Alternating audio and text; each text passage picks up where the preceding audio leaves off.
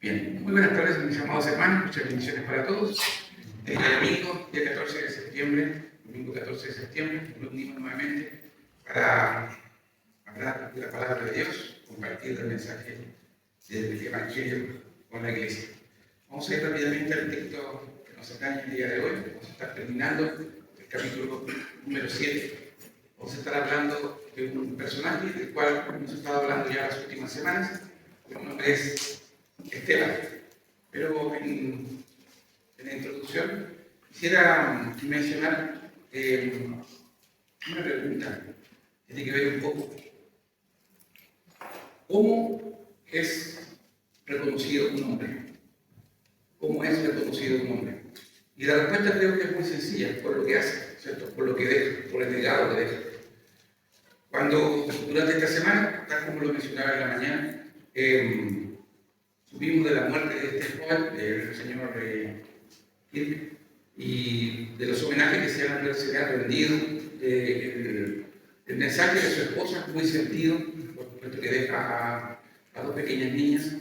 Se recordaba su infancia, se recordaba su crecimiento como joven, y también el hecho de que dedicó su vida a esto que lo movía, que era hablar acerca de la verdad y contradecir, y llevar en contra todo el mensaje del mundo. No es conocido como un evangelista, hermano, no es conocido como un hombre que predicaba el evangelio, sino que defendía muchas causas que tenían que ver con la verdad. Y su vida terminó de una manera muy trágica, muy terrible, ¿no es cierto? Pero nos lleva nuevamente a la pregunta, ¿cómo va a ser recordado un hombre? Quizás el nombre de este joven, al paso de los años, se olvide, pero vidas como la vida de los mártires en la iglesia, como los nombres de los apóstoles, que mostraron en verdad fidelidad hasta el final, también esté en los recuerdos de muchos y sea el aliciente para seguir adelante. Pero si hay un nombre que es por sobre todo nombre, en el cual toda rodilla se doblará y toda lengua confesará que Jesucristo es el Señor, es el nombre de aquel del cual esboza todo sermón y que debería llevar a la misma conclusión. No hay otro nombre bajo el cielo dado a los hombres en que podamos ser salvos, solo en el nombre de Cristo. Si un hombre se caracteriza por lo que hizo, hay un nombre en el cual nosotros apoyamos todo y dependemos en todo de nuestra vida, en nombre de Jesucristo. Oramos al Señor y vamos al sermón del día de hoy. Amadísimo Dios y Padre Celestial, le damos las gracias, Señor, por este momento.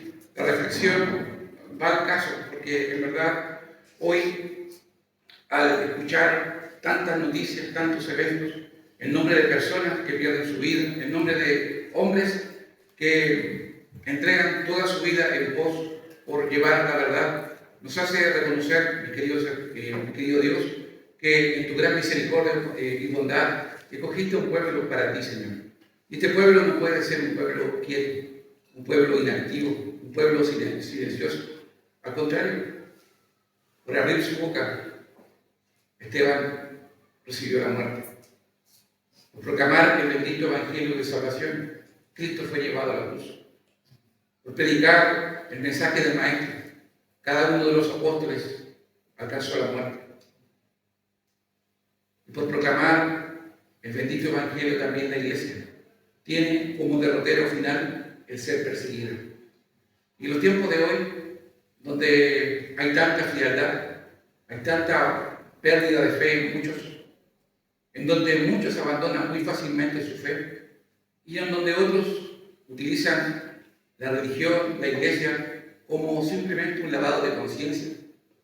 Hoy, Padre, queremos en verdad que el mensaje que vamos a compartir sea una reflexión para nosotros. ¿Vale la pena, en verdad, morir por Cristo? ¿Vale la pena, en verdad, entregar nuestras energías, nuestras fuerzas, nuestros talentos para enfrentarnos a aquel cuyo nombre es por sobre todo nombre? Yo creo que la respuesta la tiene cada uno de los que está aquí. Y si es creyente, y si es hijo de Dios, su respuesta será afirmativa. Pero mi pregunta va más allá, Padre mío, porque aquí quizás hay algunos que aún no conocen a un Salvador, a un Señor, a un Redentor, a alguien como Cristo. Y es tu misericordia, Señor, y la guía de tu Espíritu, que en esta noche un alma puede ser convencida de pecado, de justicia y de juicio por la obra del Espíritu Santo. Padre, este hombre que está aquí adolece de muchas cosas y se refugia detrás de usted, detrás de la figura de Cristo, para que en verdad no sea humillado ni avergonzado por sus faltas, sino que en verdad sea solo un instrumento que lleve el precioso mensaje a las almas que lo necesitan. Dando las gracias, Padre, y orando por nuestra iglesia, por nuestros hermanos, por los que están enfermos en el alma, en el corazón, que han perdido en verdad su fe y su corazón está triste y amargado. Le pido, Padre, que aliente el corazón de todos los que estamos aquí, Señor, porque la necesidad nos habilita en el sentido de que sea cual sea la aflicción, sea cual sea el dolor, sea cual sea el sufrimiento que estemos pasando como familia, en forma individual, hay algo más allá que el dolor, hay algo más allá que el sufrimiento terrenal, hay esperanza celestial para el que cree. Dios mío, aliente el corazón de mi iglesia, Señor, fortalezca su fe grandemente y con de nuevo aliéntelo a cada uno a poder predicar libremente el Evangelio, los que aún están bajo condenación. Dando las gracias, Padre, en el nombre precioso de Cristo Jesús. Amén. Amén. Amén.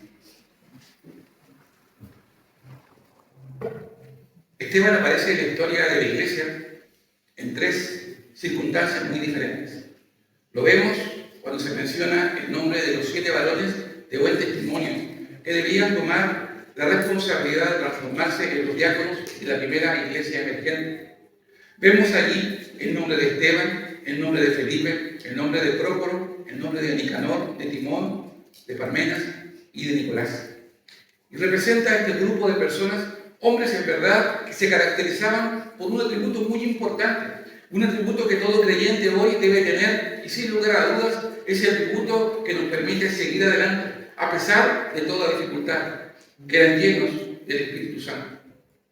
Creo muy preciso decir que el Hijo de Dios, el creyente, el que ahora se ha humillado y ha recibido por gracia la salvación, tiene el Espíritu de Dios. Y el que no se ha humillado, el que no ha creído, el que no se ha arrepentido, no lo tiene. No hay puntos medios, no hay etapas secuenciales para llegar a una situación particular de salvación. El Señor salva a quien quiere. Y mis amados hermanos, la prueba indubitable de que un hijo de Dios es creyente, de que un hijo de Dios persevera, es que es guiado por el Espíritu Santo. Que las aflicciones, mis queridos hermanos, en este mundo van a ser muchas y dolorosas. Que la traición tendrá que ser pasada por alto porque hay un propósito mucho mayor que una traición que llega a nuestro corazón. Que la frustración, que el dolor, la pérdida, la muerte son elementos secundarios que forman parte de este mundo caído. Y si tú estás sufriendo hoy, si tú estás adolorido hoy, mira a tu Salvador. Mira a Él que padeció en sí toda contradicción de pecado. El justo que muere por los injustos, es el emblema y el baluarte para todos aquellos que en verdad, a pesar del dolor, a pesar de la aflicción, a pesar de la tristeza, no queremos apartar la mirada a izquierda ni a derecha, sino que queremos mirar a la única figura y único aliento que tiene nuestro corazón, la figura de Cristo.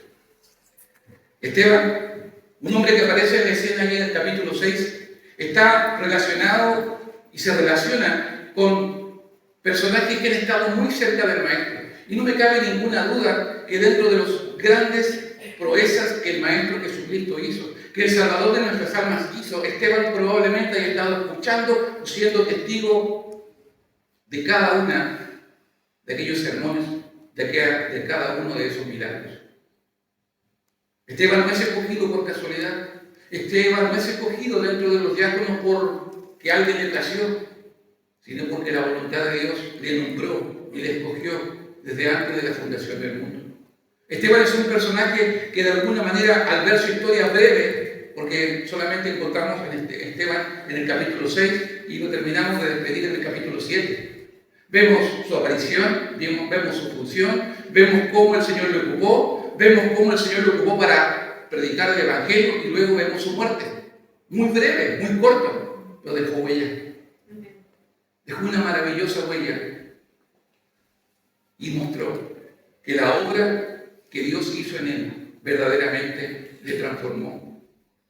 Esteban es un hombre escogido por Dios, dice la Escritura en el versículo 4 de Hechos 6, y nosotros persistiremos en la oración y del ministerio de la palabra. Agradó la propuesta a toda la multitud y eligieron, existiendo quizás muchos hombres que cumplían condiciones similares, pero 7 hombres fueron escogidos. La voluntad del Señor se mostró tan perfecta, porque después de que fueron escogidos, dice que la palabra del Señor crecía y el número de discípulos aumentaba grandemente en Jerusalén. Y dice que alcanzó el Evangelio incluso a muchos sacerdotes que obedecían a la fe. Hasta allí, mis amados hermanos, parecía que el desarrollo de la vida de Esteban sería un desarrollo muy especial. Y lo muestra con mucha claridad lo que viene a continuación. Dice el versículo 8 que Esteban era un hombre lleno de gracia. Era un hombre que en verdad se caracterizaba por su gracia y el poder que Dios había impuesto sobre él. Una persona diferente, una persona distinta. Hacía grandes milagros y señales dentro del pueblo.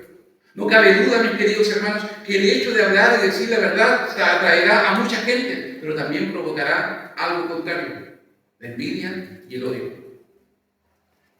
Quiero salirme un poquito de lo que estaba señalando y tomar algunas frases que escuché durante esta semana, que de alguna manera muestran cómo la humanidad se carga hacia dos posiciones: o se ama a alguien o se odia a alguien.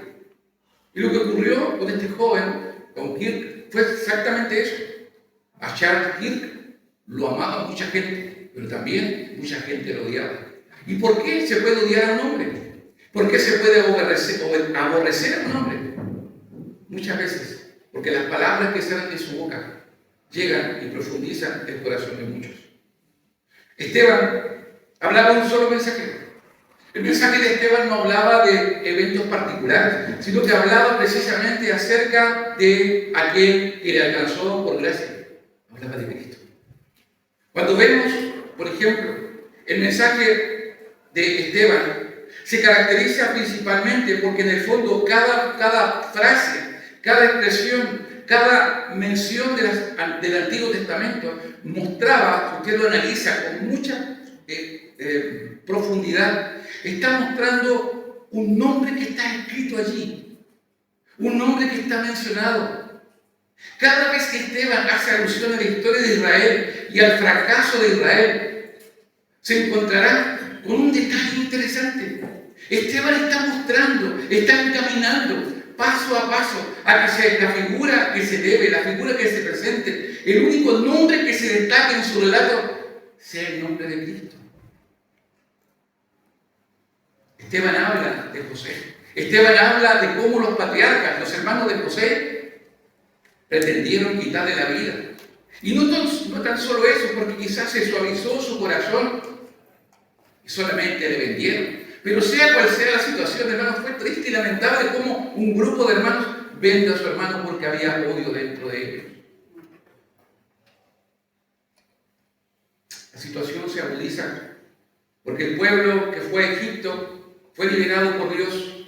Se ha levantado un nuevo patriarca, un nuevo líder, Moisés, que saca a Israel de Egipto. Pero llega un tiempo en que el pueblo comienza a hablar mal contra Moisés. Había odio, había rencor. ¿Por qué no sacaste a Moisés si estábamos tan bien en Egipto? Llega a tal punto la maldad, la depravación del hombre, que no tan solo se conforman con hablar mal del líder, sino que practican aquello que Dios aborrece con toda fuerza: la idolatría. Levantan en el desierto un becerro de oro. Y tras de todo intento, detrás de toda situación, vemos allí la maldad del hombre, pero vemos una vez más cómo Dios se presenta para mostrar misericordia con ese pueblo.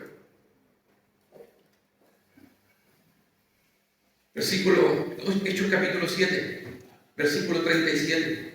Este Moisés es el que dijo a los hijos de Israel: profeta os levantará el Señor vuestro Dios de entre vuestros hermanos.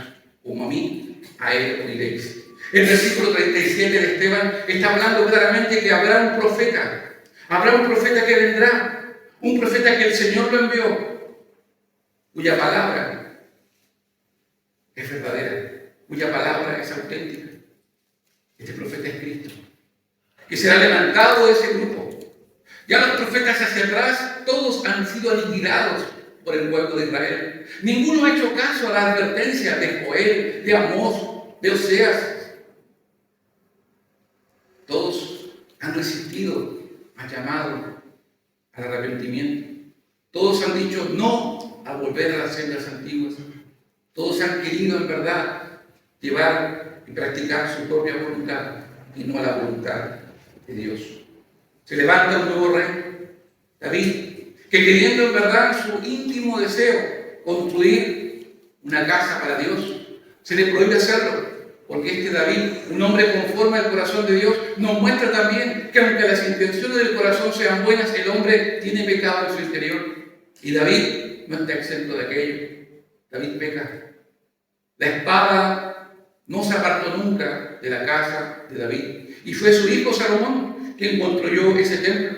Pero Dios dejó claramente lo siguiente, que el Altísimo no habita el templo hecho de manos, como dice el profeta.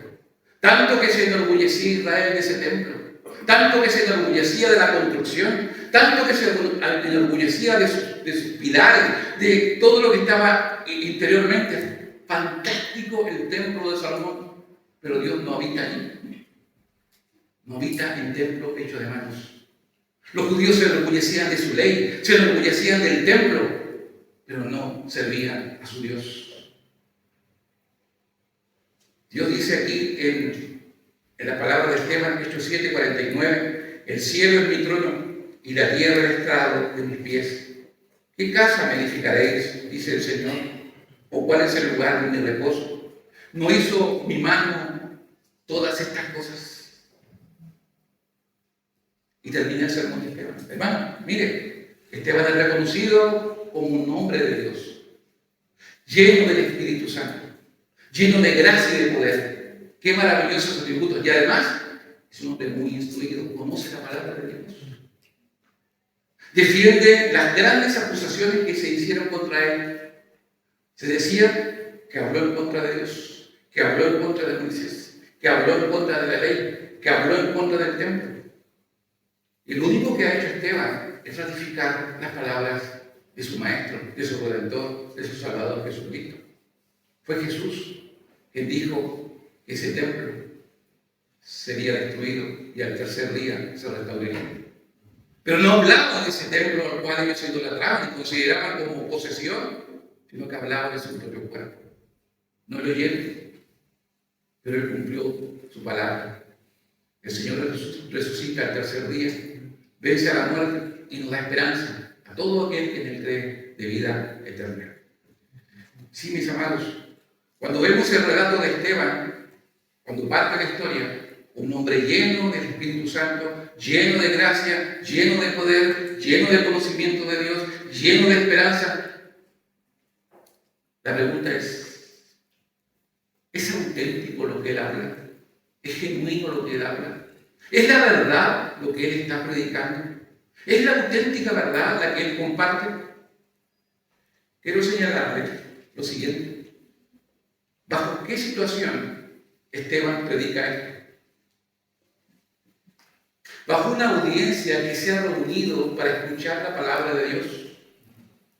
Porque hoy estoy en una tremenda ventaja en relación a Esteban. ¿Sabe cuál es la tremenda ventaja que tengo yo en relación a Esteban? De que usted no ha venido a apedrearme. A menos que tenga una piedra escondida. No ha venido a apedrearme. Usted ha venido con la intención de escuchar la palabra de Dios. Pero los espectadores, los asistentes al sermón que predica Esteban, tienen otra intención. El texto de Hechos 6 lo dice de esa manera. Entonces sobornaron a unos para que dijesen que le habían oído hablar palabras blasfemas contra Moisés y contra Dios. Y alentaron, promovieron violencia dentro del pueblo, entre los ancianos, entre los escribas y arremetieron, le arrebataron y le trajeron al concilio. Mis amados hermanos, cuando la verdad es predicada, cuando la verdad es dicha, habrá opositores que no querrán escuchar la verdad.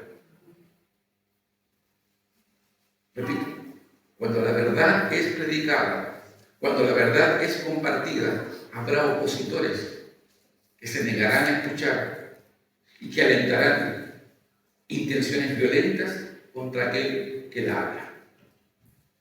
¿Cuál es el tema de lo que vive la iglesia en el siglo XXI? El problema es que la iglesia hoy no está hablando de lo que debería hablar. El problema es que nosotros, debiendo ser los voceros y portadores del mensaje de salvación, no lo estamos compartiendo. Si bien es cierto, hemos cantado con mucho fervor, sembraré la simiente preciosa del bendito Evangelio de Dios. Quiero en verdad que reflexionemos si efectivamente es eso lo que estamos haciendo día tras día. Porque en el caso de Esteban, era un caso muy especial dentro de la iglesia primitiva. Todos los miembros de la iglesia primitiva tenían un solo sentir, tenían un solo propósito. Predicaban muchos el Evangelio, en las condiciones más difíciles que se encontraba la iglesia en ese tiempo. Persecución.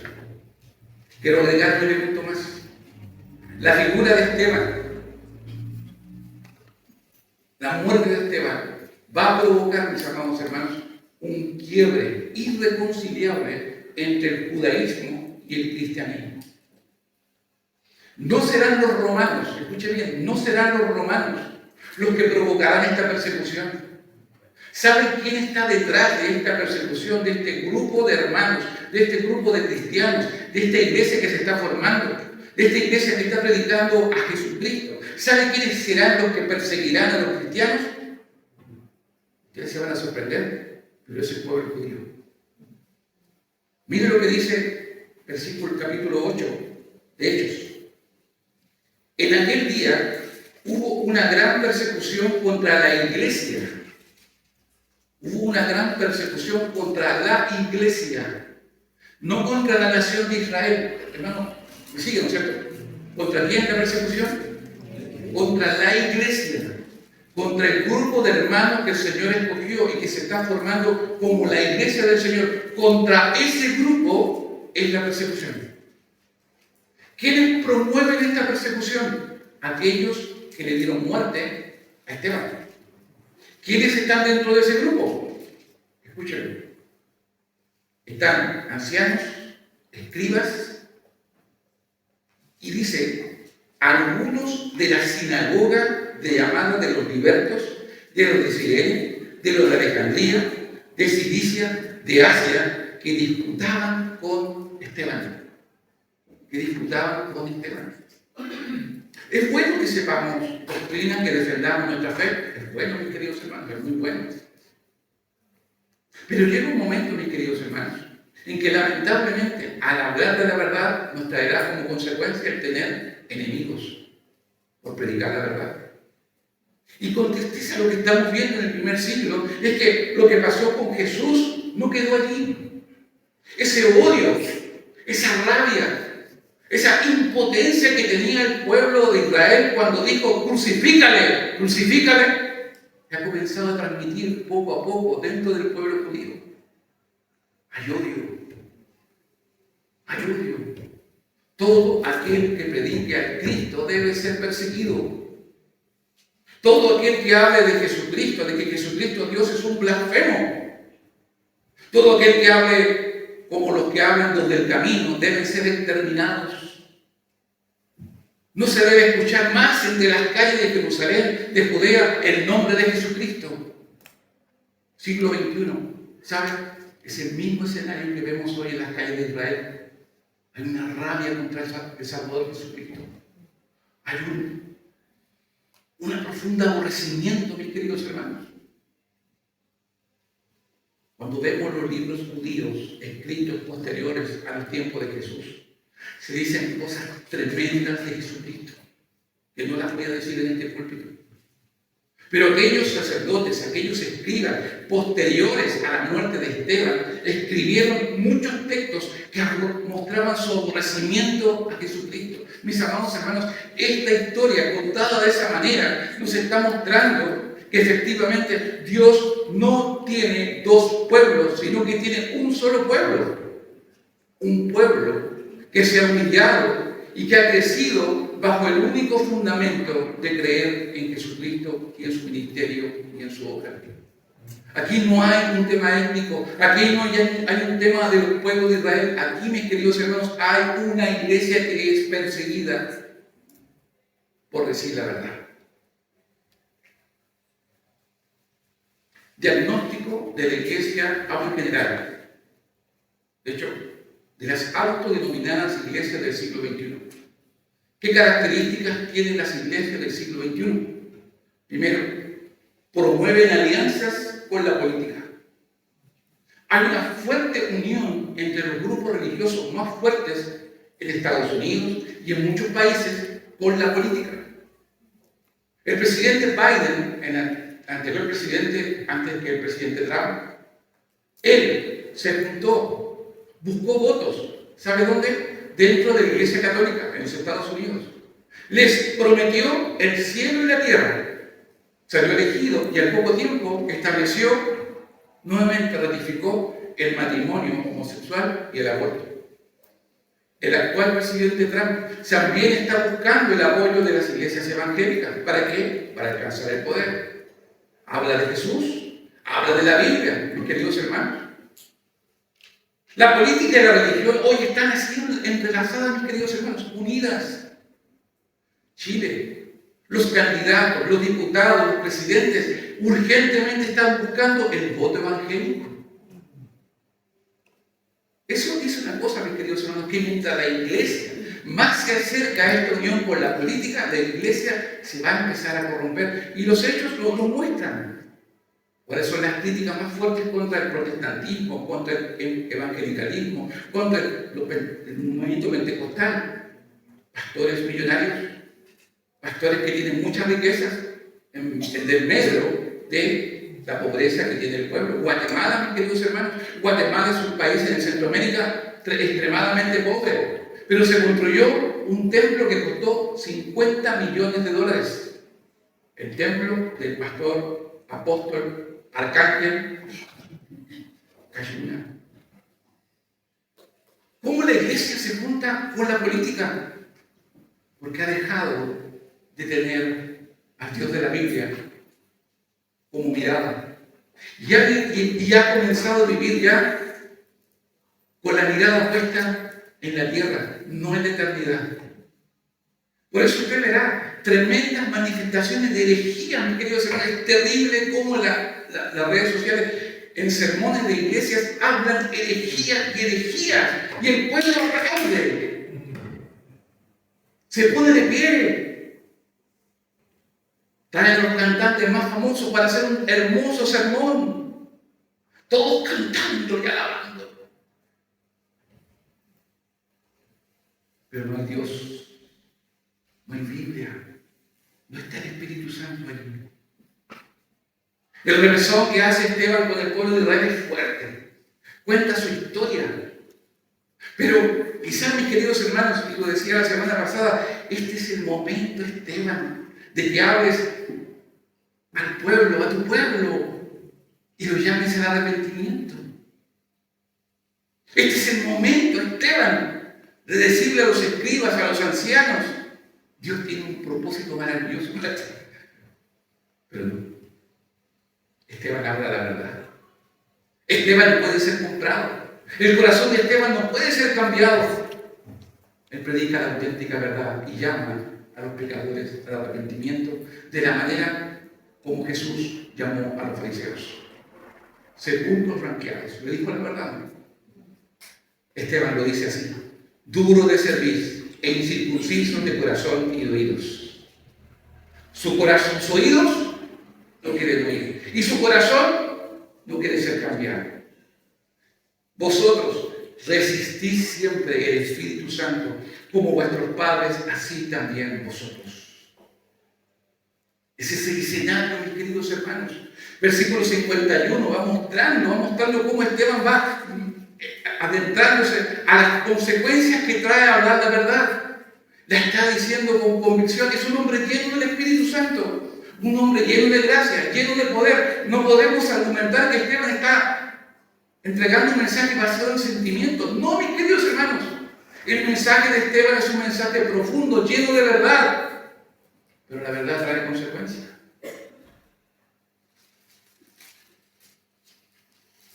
Esteban, si tan solo hubiera quedado hasta ahí.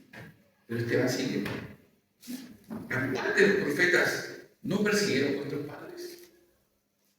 Y mataron a los que anunciaron de antemano la venida del justo.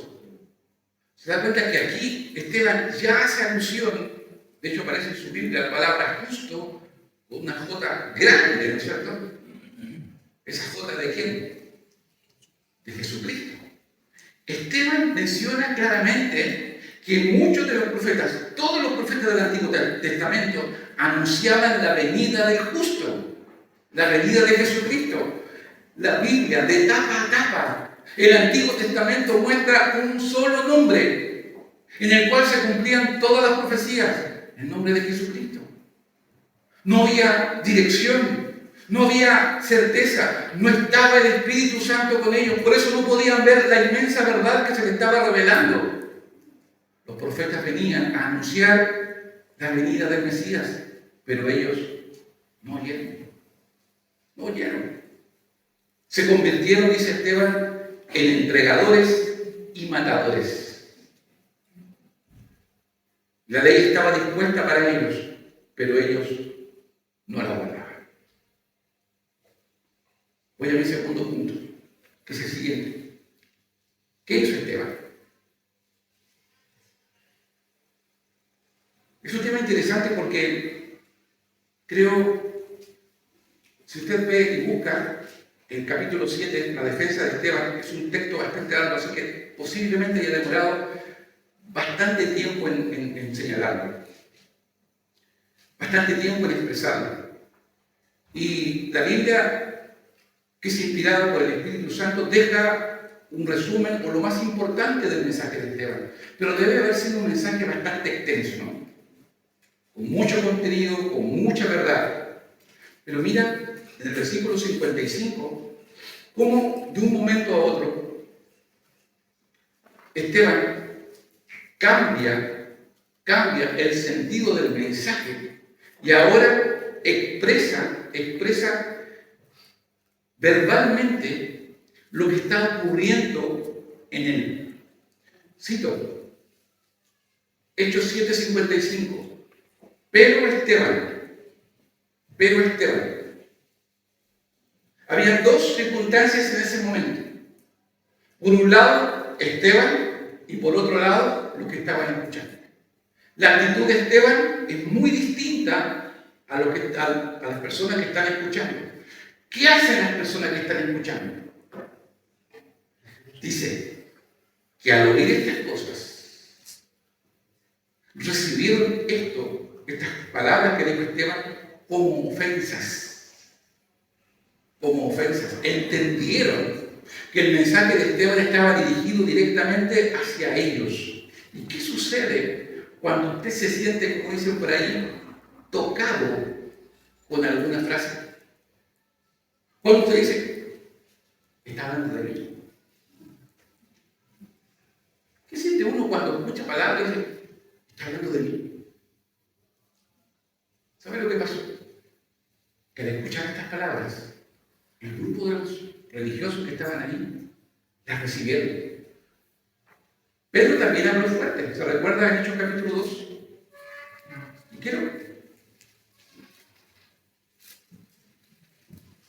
mire, comparemos lo que dice el versículo 54 de Hechos 7 con el versículo 37 de Hechos 2. El versículo 54 de Hechos 7 dice, oyendo estas cosas. El versículo 37 de Hechos 2 dice, al oír esto. si usted hace un análisis entre lo que dijo Pedro y lo que dijo Esteban, cito algunas palabras de Pedro. Hechos 2:22, varones israelitas, oíd estas palabras. Jesús Nazareno, varón aprobado por Dios entre vosotros con las maravillas, prodigios y señales que Dios hizo entre vosotros por medio de él, como vosotros mismos sabéis. A este, entregado por el determinado consejo y anticipado conocimiento de Dios, prendisteis y matasteis por manos de inicuos crucificándole. En esencia, ¿de qué habla Pedro? Habla de Jesucristo y habla directamente acusando a aquellos de que los ejecutores del plan de muerte de Jesús están allí, que son ellos. Los llaman los asesinos de Cristo. Pero dice un detalle importante. Hechos 2 dice que esto sucedió por el entregado por el determinado consejo y anticipado conocimiento de Dios. La muerte de Jesucristo no pilló de improviso a Dios. La muerte de Jesucristo forma parte del plan redentor de Dios. Aquí no hay cosas hechas al azar ni que surgieron de manera espontánea. El plan de Dios para la salvación de la humanidad incluía el sacrificio perfecto de su Hijo. El sacrificio perfecto de su Hijo implica que para que Jesucristo fuera entregado en propiciación por pecadores, ese sacrificio tenía que ser perfecto, porque el objeto del holocausto, del sacrificio, en él no tenía que haber pecado. Y en Jesucristo no había pecado. Jamás hubo pecado. Entonces, el plan perfecto de Dios, bajo el conocimiento absoluto de Dios, contiene la muerte y la resurrección de Cristo. A Dios, mis queridos hermanos, al soberano Dios, nada le sorprende, porque Él ya lo decretó. Su decreto es eterno. Eso fue lo que concluyó María de los hermanos que tuvimos la reunión. ¿Ya? Terminamos el capítulo 3, el decreto eterno de Dios. No hay nada que sorprenda a Dios. No hay ninguna cosa que se haga en forma espontánea. Todo está preparado. Pero hermano, el contenido es durísimo para los que escuchan. Pedro está diciendo, vosotros prendisteis y matasteis por mano de inicuos, crucificándole. Y versículo 24, al cual Dios levantó, suelto los dolores de la muerte, por cuanto era imposible que fueran retenidos por ella. Maravilloso, ¿no? Pero ¿qué reacción tuvo dentro del pueblo estas palabras de Pedro? Hechos 2, versículo 37, al oír esto, se compungieron de corazón. Y dijeron a Pedro y a los otros apóstoles, varones hermanos, ¿qué haremos? ¿Por qué sucedió esto? Hermano, el mensaje de Pedro era más poderoso que el de Esteban. Pedro, pastor, está claro que Pedro es un apóstol. Esteban es un diácono. Entonces es obvio que el mensaje de Pedro es más poderoso, ¿no? Por eso se compungieron de corazón, hermano, perdón. Pedro y Esteban siguen siendo y serán siendo instrumentos en las manos de Dios. El que provoca que el corazón, lo que dice, se compungieron de corazón, el que provoca aquello en lo que estaban oyendo las palabras de Pedro, ¿saben quién fue? Dios. Dios. Uno puede decir, a ver, se analizó mi situación, ¿quién predicó cuando yo me salvé? A ver, ya está el pastor. Es que el pastor tenía poder. Es que ese pastor golpeaba la mesa, ese pastor se colocaba rojo, predicaba fuerte. Es que la música que tocaba, no sabes, pastor, la música era linda, entonces se dobló mi corazón y entregué mi vida a Cristo. Hermano, saquemos toda esa palabra. Y llegamos a la única conclusión, que tu corazón fue convencido por la obra del Espíritu Santo, ¿no les parece? Todo lo demás está de la gloria al hombre. La conclusión que damos es que las palabras de Pedro Llegaron a una tierra que Dios había preparado de antemano, queridos hermanos, por eso se compungieron, por eso dijeron, ¿qué haremos? Pedro les dijo, arrepentíos y bautícese cada uno en el nombre de Jesucristo para el perdón de pecados y recibiréis el don del Espíritu Santo. Así que recibieron su palabra, fueron bautizados y se añadieron en un día 3.000 personas. Maravilloso. Repitamos el plan. Repitamos el escenario. Cambiemos de personaje. En vez de Pedro, predica Esteban. Las consecuencias son distintas. ¿Saben, hermanos? En la medida que nosotros nos vamos acercando más al capítulo 7 y al inicio del capítulo 8, más y más se va mostrando el bendito plan que el Señor había hablado en Hechos capítulo 1. ¿Cuál era ese plan? ¿Cuál era el propósito? Versículo 8 de Hechos 1.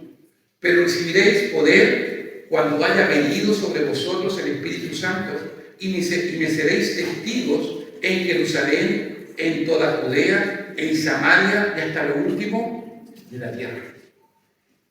¿La persecución era necesaria? Sí lo era. El evento que la gatilló, la muerte de Esteban. Aquellos que estaban escuchando, en lugar de que su corazón se compungiera, en lugar de que se arrepintieran, lo que provocó en ellos era rabia, odio.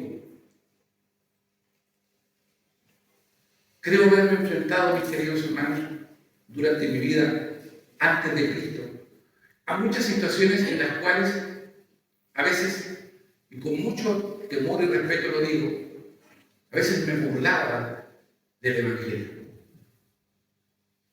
Una vez, cuando pequeño, me recuerdo cuando está mi mamá acá, pero había un grupo de hermanos de una determinada denominación que se colocaban en la esquina de la casa. ¿Ya? Grupo de hermanos, en verdad, que traen su guitarrita, ¿cierto? Su Biblia, un varón que está predicando y comienzan a cantar. Y yo me recuerdo que a una edad temprana, de 9, 10 años, yo me ponía a bailar, pero en forma burlesca.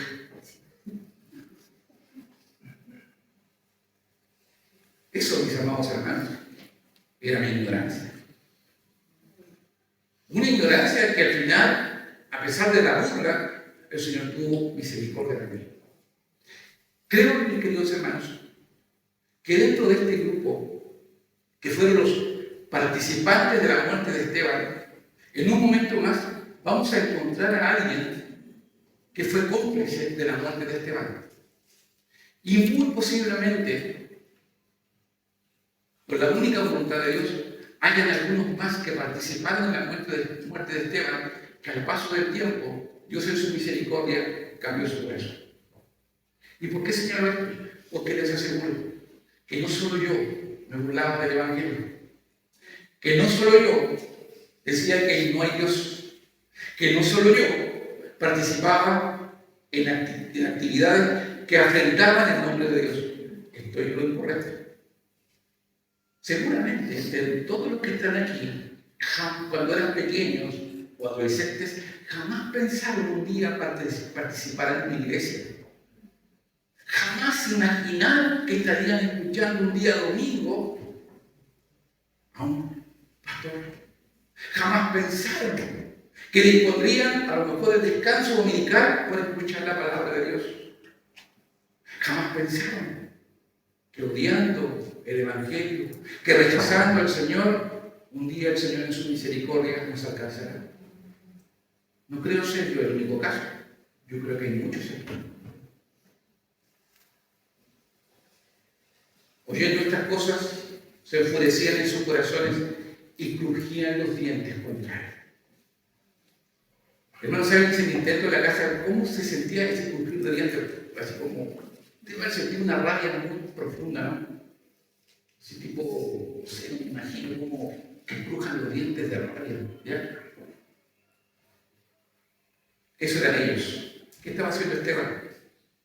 Esteban, yendo del Espíritu Santo, puso su mirada donde todo hijo de Dios debe poner la obra.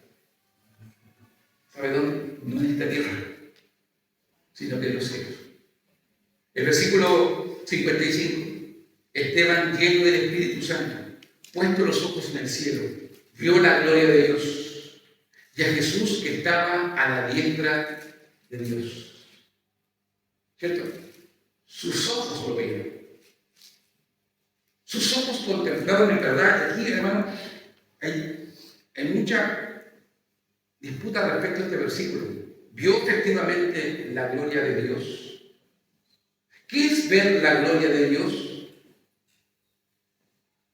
El tema es que Jesucristo, en la Biblia dice que Jesucristo es la imagen del Dios viviente y que Jesucristo es la gloria de Dios. El texto enfatiza este hecho, que Esteban en su momento final no está pendiente de preocuparse de su vida, no está pendiente en verdad del acecho, del peligro que le está rodeando, sino que su mirada está puesta en el cielo. Su mirada está puesta en contemplar la gloria de Dios. Su mirada está puesta en contemplar a aquel que es la meta y el premio. ¿Sabe que nuestra meta, a la cual todos los que estamos aquí creyentes, hijos de Dios, tenemos que llegar, ¿sabe cuál es? La gloria, el cielo. ¿No es su meta esa? Parece que no. Parece que no. Bueno, volvamos al rudimento. ¿Es usted salvo? Porque el salvo, ¿verdad? Dice claramente, mi meta es estar con mi Padre Celestial por la eternidad, ¿o no? Mi meta es el cielo, pero mi premio es Cristo. La meta y el premio. Esteban lo tenía clarito, clarito, clarito. Un hombre lleno del Espíritu Santo tiene las metas claras. El cielo y Cristo. La doctrina de estar en Cristo es fundamental para el creyente. Estamos en Cristo. Somos salvos en Cristo. No por los méritos nuestros, sino por los méritos de Cristo. Cuando el Padre nos ve a Cristo. Porque estamos nosotros en Él. Esa unión con Cristo es fundamental para tu crecimiento como creyente, como cristiano. Es tan fundamental que Esteban lo conoce muy bien. Su mirada está puesta en los cielos y ve a Jesucristo allí a la diestra de Dios. Lo ve. Pero ¿cuál es el tema detrás de esto? Que Esteban lo dice. Esteban lo dice. El texto del versículo siguiente dice así, y dijo, una cosa es lo que él ve y otra cosa es lo que él dice. Porque si él solamente ve y se queda calladito, no tendría ningún problema, hermano. Y creo que ese es el problema nuestro. Que nosotros hablamos del gran Dios que tenemos, hablamos de la esperanza celestial que tenemos, hablamos que tenemos a un gran Redentor y Salvador entre nosotros, ¿cierto? Dentro de estas cuatro paredes, a lo mejor o en casa. Decimos que la Biblia es la palabra de Dios, pero ¿cuál es la diferencia? Que cuando nos encontramos con personas que no son creyentes, nos quedamos calladitos. Esteban no tan solo habla de ver la gloria de Dios, de ver a Jesús a la diestra de Dios Padre, sino que él dice a los que están allí. ¿Y a quién se los dice, mis queridos hermanos? A aquellos que le quieren matar. Dice, he aquí, veo los cielos abiertos. Y aquí está la frase, mis queridos hermanos. Y al Hijo del Hombre que está a la diestra de Dios. Hace algunas semanas atrás, estos hombres que están a punto de quitarle la vida a Esteban, estaban gritando en la plaza, crucifícale, crucifícale. Aquellos religiosos, sacerdotes y escribas habían determinado, habían dicho, vamos a matar a Jesús. Estos hombres habían considerado a Jesús como un blasfemo, cuando Jesús dijo claramente que Él era Dios. ¿Con quién te estás metiendo, Esteban? Pero Él es sincero, como todo verdadero creyente. Un verdadero creyente proclama la verdad. Veo los cielos abiertos y veo al Hijo del Hombre que está a la diestra de Dios. Sentencia. Sentencia. Mire la actitud, mire cómo reaccionan. Dice que ellos dando grandes voces. ¿Qué significa grandes voces? Se pusieron a se pusieron a gritar. Hermano, en la tarde, unos vecinos que tengo acá estaban gritando, no sé por qué. No sé quién estaba jugando, pero gritaban, mis queridos hermanos, como los deben ser locos. El fútbol los transforma. Cierra la iglesia. Pero hermano, estamos hablando de hombres que se supone que son religiosos, de hombres que se supone que tienen una determinada fe, de hombres que controlan su dominio propio. Y veo a verdaderas bestias, a bestias que quieren tomar a esta presa y despedazarla. Mis queridos hermanos, la depravación total del hombre es una doctrina, mis queridos hermanos, que usted no puede pasar por alto. El hombre de su naturaleza nace con pecado, y si la intervención de Dios no actúa en su vida, ese hombre va directamente a cometer más y más y más pecado. Las cárceles, mis queridos hermanos, se han transformado hoy en día en escuelas de delincuentes. Se practica más y más maldad. Y las calles de nuestras ciudades y los barrios han hecho crecer como la hierba la maldad. Cualquier persona pasa, como le pasó a hermano Javier hace unas semanas atrás, rompe el vidrio. Ahora me tocó a mí. De pura maldad, hermano. De pura maldad. ¿Qué provoca en mí? Señor, caiga fuego del cielo. No, nada de eso. Solamente decir, Señor, ten misericordia. Porque en verdad la maldad seguirá aumentando hasta límites que uno no puede imaginar. Mire, grandes cosas. Se taparon los oídos y arremetieron contra él. ¿Saben lo que significa? Que ellos no quieren escuchar la verdad. Que la verdad les incomoda. La verdad es algo que no está dentro de ellos. Es la verdad, pero contada por ellos, no por Esteban. Para ellos, Jesús es un blasfemo. Para ellos, Esteban debe ir a la muerte. Y ocupan la ley. Van a la ley. ¿Y qué dice la ley? Levítico 24. Levítico 24, versículo 14. La ley decía que cuando uno era considerado blasfemo, que estaba hablando en contra del Dios de ellos, el Dios verdadero, debería aplicar esto. Levítico 24, 14. Saca el blasfemo fuera del campamento, y todos los que le oyeron pongan sus manos sobre la cabeza de él, y apedréelo toda la congregación. Y a los hijos de Israel hablarás diciendo: cualquiera que maldijere a su Dios llevará su iniquidad, y el que blasfemare el nombre de Jehová ha de ser muerto. Toda la congregación lo apedreará, así el extranjero como el natural, sin blasfemar el nombre, que muera. Levítico 24, 14. Ellos saben la ley, pero lo utilizan solamente para sus nefastos propósitos. La ley apuntaba a Cristo, pero ellos nunca vieron a Cristo en la ley. Los profetas hablaban de Jesús, pero ellos nunca vieron a Jesús entre los profetas.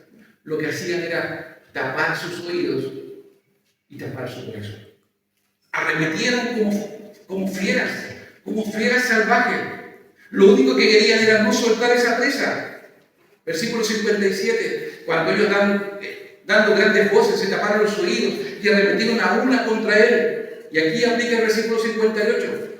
Lo sacaron de Jerusalén. La ciudad santa, Jerusalén, no podría ser la receptora. Su tierra no podía recibir la sangre de un blasfemo. ¿Qué tenían que hacer? Sacarlo fuera de Jerusalén. ¿No es lo mismo que pasó con nuestro Salvador?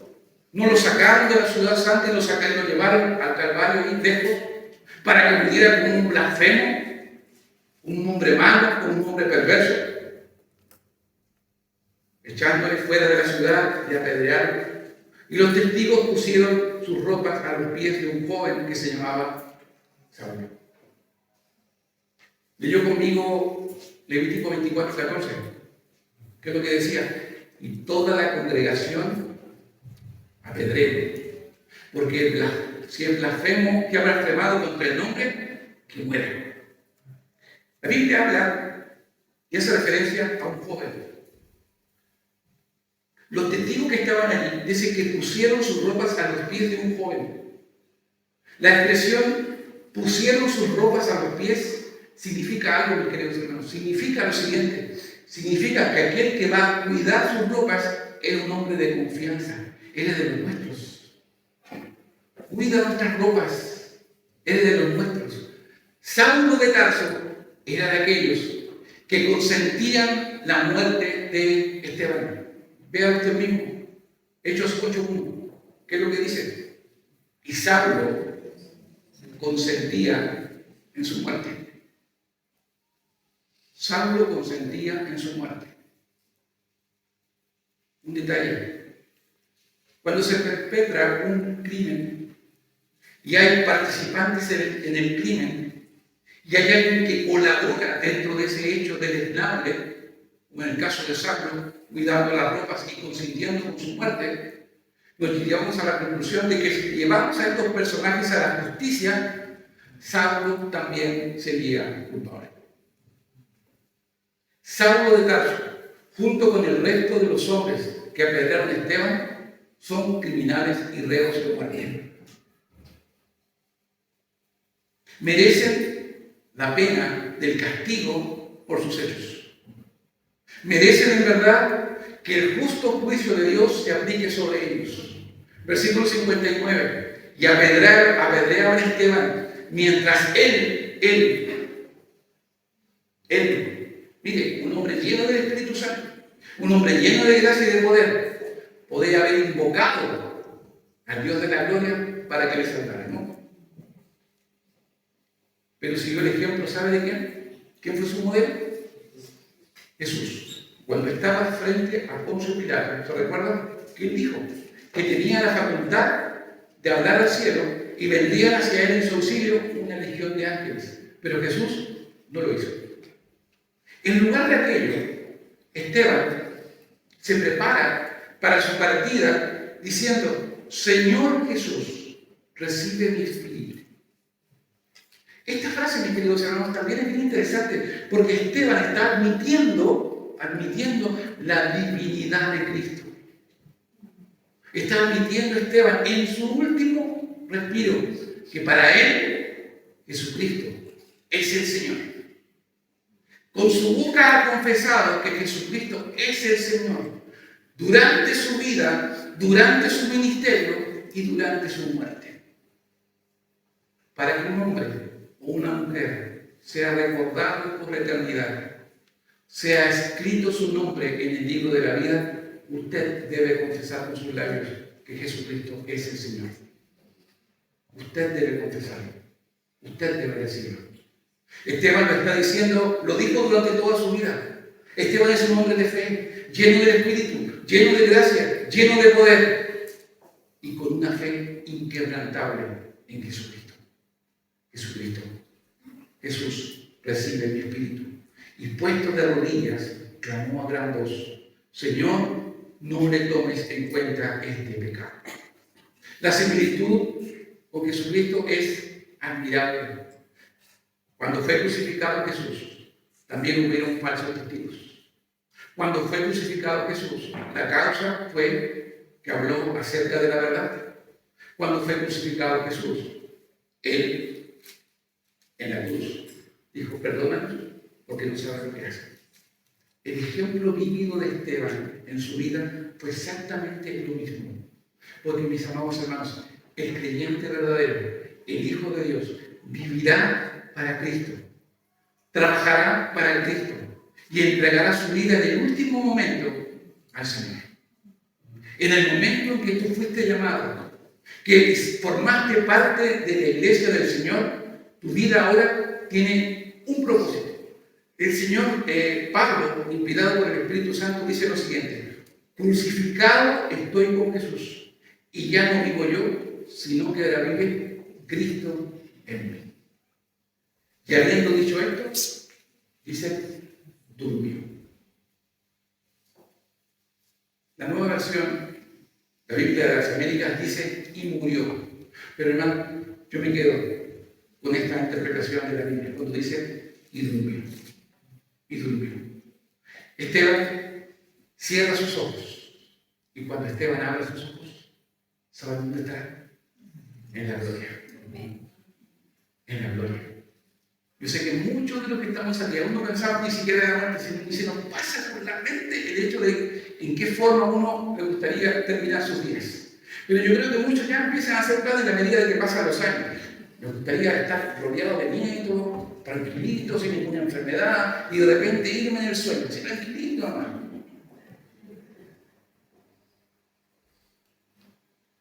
Quizás Esteban haya tenido la misma idea. Seguir predicando, seguir hablando del Señor, predicando con denuedo, pero la muerte la alcanzó. Pero la muerte no significó un término para Esteban, sino una continuidad de vida. Esteban está ahora en la presencia de nuestro Señor. Dice la Biblia, y durmió. Pero ¿qué es lo maravilloso? Que un día los ojos de Esteban serán abiertos y contemplará cara a cara a su Salvador. Amados hermanos, durante estos años de iglesia hay muchos que ya han partido de la presencia del Señor. Sé que a muchos extrañamos. Sé que las oraciones de mi hermana Elsa, que durante mucho tiempo estuvieron haciéndose, un día también a ella le veremos cara a cara, formando parte del gran pueblo de Dios que hasta el último instante habló de Cristo. Sé que muchos de los que estuvieron aquí por mucho tiempo y hoy están en la gloria, que alcanzaron a estar muy poco tiempo, como el esposo de mi hermana Julia, mi hermano Juan. Él en su cáncer y en su dolor, él decía, yo lo único que quiero, él sabía que le quedaba poco tiempo, ¿ya? Pero él decía, yo lo único que quiero es recuperarme y ir con mi martillo a arreglar la iglesia. Lo único que quería. Mis amados hermanos, es hermoso vivir para el Señor, pero es hermoso también morir para Cristo. Mientras cerremos nuestras bocas y no prediquemos el Evangelio, no disfrutaremos del gozo permanente de servir al Rey de Reyes y Señor de Señores. Iglesia Bautista Berea, levanta tu mirada. Levantemos el espíritu en verdad para confiar en el verdadero Dios en el cual nosotros confiamos, creemos, y dice Dios que nos mantiene. Si no fuera por Él, si no fuera por su sacrificio, si no fuera por su obra, todo lo que vemos hoy, nada estaría en su lugar. A Él sea la gloria, a Él sea la honra, por los siglos de los siglos. Amén. Amadísimo Señor y Padre Celestial, en este momento